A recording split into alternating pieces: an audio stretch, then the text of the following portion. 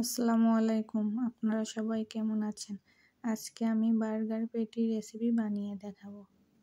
এর জন্য লাগবে 1 কাপ বিফ কিমা, পরিমাণ মতো লবণ, 1 চা চামচ গোলমরিচ গুঁড়া, 1 চা চামচ রসুন বাটা, 1 চা চামচ আদা বাটা, 1 চা চামচ সয়া সস, 1 টেবিল চামচ কর্নফ্লাওয়ার।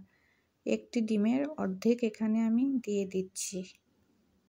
এখানে আধা চা চামচ গরম মশলা গুঁড়া দিয়েছি, বলতে ভুলে গিয়েছিলাম।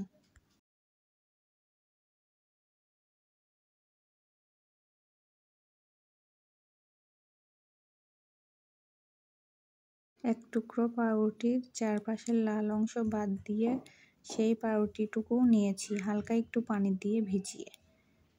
আর পরিমাণ মতো যে যেমন ঝাল পছন্দ করেন সেরকম মরিচ দিয়ে নেবেন।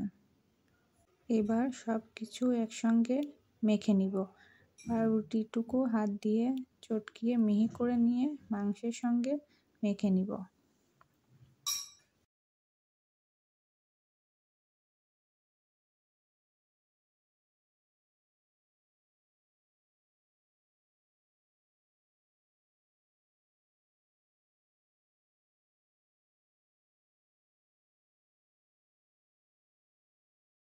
সব কিছু একসঙ্গে মেখে নেওয়ার পরে এভাবে কাঁটা চামচ দিয়ে আরেকটু মেখে নিব।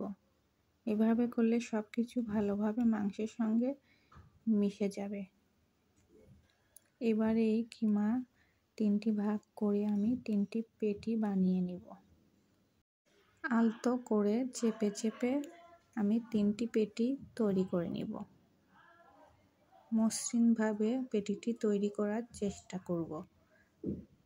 মসৃণ হলে পেটিটি ভেঙে যাওয়ার সম্ভাবনা কম থাকে।